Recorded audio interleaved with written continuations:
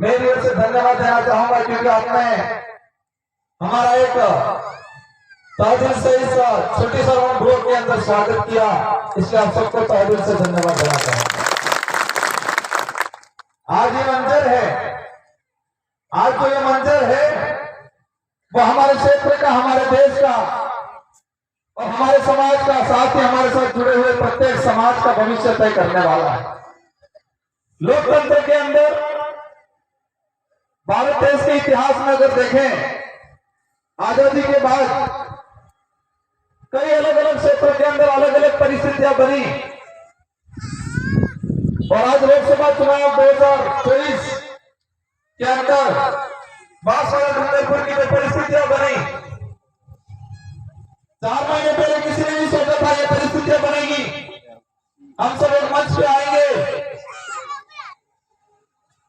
लेकिन कहीं कहीं इस भाजपा सरकार ने जो तानाशाही की, इनके जो विचार है समाज विरोधी, देश विरोधी, वो हम सबको समझ में आए। और राहुल जी ने पूरे देश के लिए जितनी क्षेत्रीय पार्टियों जो क्षेत्रीय पार्टियों के कहा कि हम सबको मिलके राजनीतिक से ज्यादा इस देश को बचाने में काम करना है, ये उन्होंने पहल की। और इसी पहल का आज नतीजा है कि हम लोग एकजुट होकर जो भाजपा विरोधी, जो देश के अंदर जो स्थितियां बनी है, भाजपा ने जो माहौल बनाया है, देश विरोधी, संविधान विरोधी, गरीब का विरोधी, उनसे लड़ने के लिए आज एकत्रित हुए हैं। साथी पूर्ववक्ता ने सारी बात बता दी। मेरी माताएं बहनें आशा लगा के बैठी हुई है कि सांसद का प्रत्याशी है, केवल बेटा है, कमक है, वो करेगा, सुख होगा। यहां से बात आ रही थी बार बार मेरे तक कि हमें उम्मीदवार बैठा जो है जो है। मेरे लिए सौभाग्य की बात है कि आप सभी ने मुझ पर विश्वास किया है और आज मुझे सांसद उम्मीदवार बनाया है, और आप सब खुद के दिल से, खुद के पैसों से यहाँ पर एकत्रित हुए हैं, उसके लिए मैं तहे दिल से धन्यवाद देना चाहूंगा। मुझे इस उम्र में 84 की जनता ने मुझे 2 बार विधायक बनाया, 2018 में विधायक बनाया, और अभी दिल खोल के उन्होंने मेरे को मदद किया और मुझे दोबारा विधायक बनाया। इंडिया गठबंधन की सुखबुगाहट पहले चली रही थी। दोनों पार्टियों के पदाधिकारी, आम जनता ने कहा कि मानवीय खाई खतेरी ने भाजपा से, कांग्रेस से भी बीजेपी में मारी गई तो तब शुरू होने पड़े। तो आज ये अवसर आया है कि हम सब मिलकर हमारे क्षेत्र की जनता के लिए, आने वाली पीढ़ी के लिए और हमारे देश के भविष्य के लिए काम करें और देश विरोधी जो भाजपा है इसको रोकने का काम करें। बातें अनेक हैं।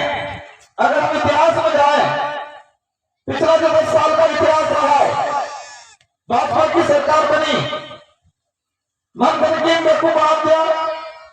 2013-14 एक माहौल बना दिया पूरा देश के अंदर कि विदेश में कई कारोबार है, कई कारोबार है, कई कारोबार है। और मोदी ने घूम घूम के पूरे देश के अंदर माहौल बनाया कि विदेश में जो कालाधन है उस कालेधन को लाऊंगा और प्रदेश के नागरिक के प्रत्येक के खाते में 15-15 लाख दूंगा, ऐसा माहौल बनाया। भाईजान भाई सब विचार करवा लगी है। 2 करोड़ नौकरियां पूरे देश को प्रभावित कर दी। पढ़े लिखे बेरोजगार थे, उन्होंने भी विचार किया है नौकरियां मिल जाएगी। इस तरह से देश पे कब्जा कर लिया, लोगों को ठगा। और आप खुद विचार करो, उल्टा हमको जो कुछ मिल रहा था इनको बंद करने का काम किया, लेकिन 15-15 लाख दे दूंगा ये करके हम सबको गुमराह किया। उस दौरान 2014 से लेकर के 2019 तक लोगों में आक्रोश पैदा हुआ, लोगों में आक्रोश पैदा हुआ क्योंकि बेरोजगारी बढ़ती गई, सरकारी संस्थाओं को भेज दिया गया। उन लोगों ने, लोगों को विचार हुआ कि इस बार भाजपा को बदल देना है। इन्हीं भाजपा के नेता ने प्लानिंग की कि देश की जनता को वापस कैसे इमोशनली ब्लैकमेल करे, जनता को कैसे बेवकूफ बना के साथ में ले। और उन्होंने उस समय पुलवामा जो हमला हुआ, 50 से अधिक हमारे देश के